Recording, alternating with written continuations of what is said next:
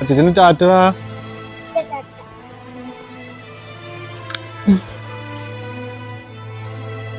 ഇരിക്ക്.